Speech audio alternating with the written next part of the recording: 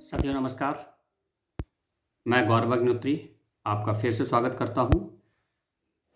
आज हम बात करेंगे एमएसएमई एक्ट 2006। जिन लोगों का पेमेंट फंसा हुआ है, बायर ने आपको पेमेंट नहीं दिया है और आप बहुत परेशान हैं।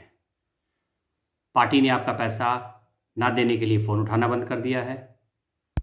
आप उसे नोटिस भेजते हैं, उसका कोई जवाब नहीं देता है। रोज़ एक नई कहानी समझाता है, बट अल्टीमेटली आपका पैसा नहीं दिया जाता है।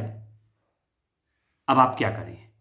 जनरली लोगों के दिमाग में होता है कि मैं पुलिस एफआईआर करूंगा, मैं कोर्ट केस करूंगा, मैं चेक बाउंसिंग का सिविल कोर्ट में मुकदमा कर दूंगा। लेकिन उससे कुछ होने वाला नहीं है, और अगर होता भी है तो वो हैरेसमेंट है। यानी कि आपको सबको पता है कि इंडियन जुडिशरी में आप कोई मुकदमा कर दीजिए, सालों साल लड़ते रहिए, और इसी का फ़ायदा उठाना चाहती है वो पार्टी, इसीलिए वो ऐसा करती है। लेकिन उस पार्टी को नहीं पता कि एक एक्ट है भारत में, वो है एमएसएमई एक्ट 2006, जिसमें गवर्नमेंट एमएसएमई एक्ट के अंतर्गत ये वादा करती है कि हम आपका पैसा जरूर दिलाएंगे। और यह कैसे मिलेगा, कब मिलेगा, इसकी मैं जानकारी देता हूँ। तो चलिए हम आगे अपना बात बढ़ाते हैं। इसमें उन लोगों को पैसा मिलेगा, वही लोग पात्र हो सकते हैं जिनका उद्यम रजिस्ट्रेशन हुआ है एमएसएमई के अंतर्गत। जिन लोगों ने उद्यम रजिस्ट्रेशन, एमएसएमई रजिस्ट्रेशन करा रखा है, इन दोनों एक ही बातें हैं, वो प्रोटेक्टेड हैं। नंबर 2, उन्होंने यदि कोई पात्रता में बता रहा हूं, यदि उन्होंने कोई बायर और सेलर के बीच में टर्म्स एंड कंडीशन में पेमेंट का कोई टाइमिंग एग्रीमेंट के अंदर डाला हुआ है तो बहुत अच्छी बात है।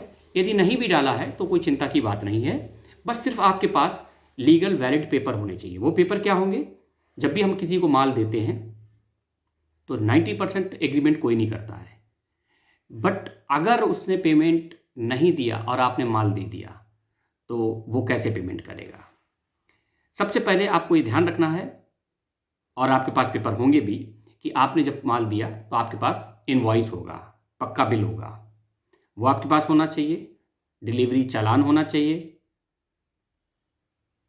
आपके पास।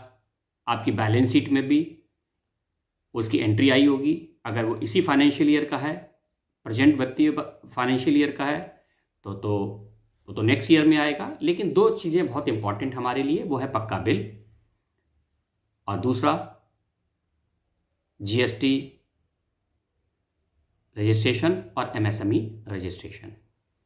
यदि ये चीज़ें हैं तो आपको पेमेंट श्योरली मिलेगी।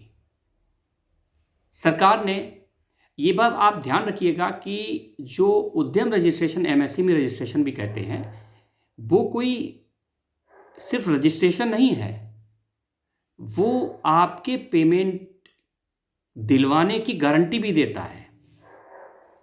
और इसके लिए आपको परेशान होने की ये ज़रूरत नहीं है कि ये भी एक कोई कोर्ट होगी, ये भी आपको यहाँ पर भी एक एडवोकेट, वकील साहब को हायर करना पड़ेगा, उनको मोटी फीस देनी पड़ेगी।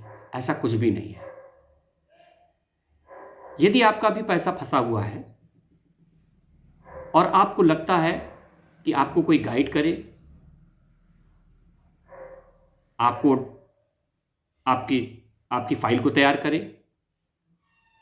तो आप मुझे मेरे कमेंट बॉक्स में जाके आप मुझे अपनी प्रॉब्लम शेयर कर सकते हैं,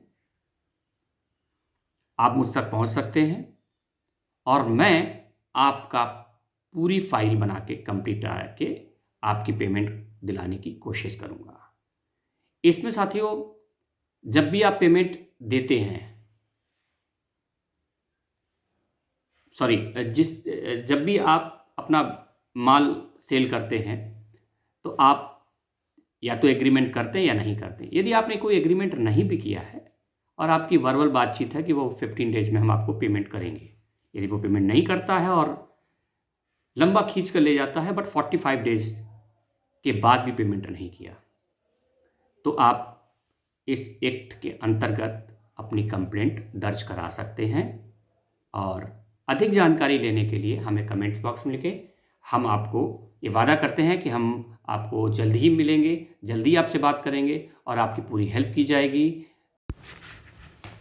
तो साथियों, इसमें कौन कौन लोग पात्र होंगे? इसमें मैन्युफैक्चरर और ट्रेडर्स, दो ही तरीके के लोग होते हैं।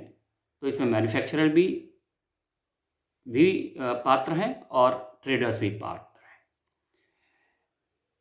इसमें यदि किसी का चेक बाउंस हो गया है, यानी बायर ने माल को बाय किया, खरीदा, उसने पहले तो आपकी बातों को टाला, आपको पेमेंट नहीं दे रहा है, 2 महीने हो गए, 3 महीने हो गए, 4 महीने हो गए, बट 45 डेज से ऊपर हो गया कि 45 डेज तक आप पेमेंट के लिए ये केस नहीं रजिस्टर कर सकते हैं, तो 45 दिन के बाद ही कर सकते हैं। लेकिन 45 दिन तक ध्यान रखिएगा कि आपको कंटिन्यू उससे फॉलोअप लेना है और कुछ एविडेंसेस भी क्रिएट करने हैं, चाहे वो लेटर के माध्यम से हो, रजिस्टर्ड डाक के माध्यम से हो, ईमेल के माध्यम से हो, व्हाट्सएप चैट हो जिसमें आपने स्वयं खुद डिमांड किया हो कि मुझे मेरी पेमेंट कब दे रहे हो, या आपने डिमांड किया, मतलब ये सबूत होने चाहिए जिससे आपका केस मजबूत हो सके। लेकिन उसने यदि आपको चेक दे दिया किसी बैंक का, और चेक हमेशा ध्यान रखिएगा कंपनी जिसको आपने माल भेजा है उसी account, current account, business account, working capital, CC account से ही चेक होना चाहिए। उस कंपनी का नाम उस चेक पर प्रिंट होगा जिसको आपने माल सेल किया था, यानी इनवॉइस से चेक का मैच टाइटल होना चाहिए। तो यदि उसने वो चेक दिया और चेक आपने अकाउंट में प्रेजेंट किया अपनी फर्म के अकाउंट में, और वो चेक बाउंस हो गया, तो ये बहुत ज़्यादा स्ट्रांग केस हो जाता है, यानी कि चांसेस आपके 100% बन जाते हैं। ऑल्दो आपका पेमेंट तो वैसे भी मिलेगा, लेकिन आपका चेक बाउंसिंग पर ज़्यादा स्ट्रांग हो जाता है, क्योंकि उसने ये मान लिया है कि हाँ, मैंने माल खरीदा था और मैंने उसके बदले ही आपको चेक दिया, और वो चेक अमाउंट वही है जो आपने गुड्स सप्लाई किया था। तो ऐसे केस में आप ध्यान रखिएगा कि कोशिश करिएगा कि उससे चेक लें और चेक पर डेट डालकर उसको प्रेजेंट करें, और चेक बाउंस हो तो ज़्यादा अच्छा है। धन्यवाद।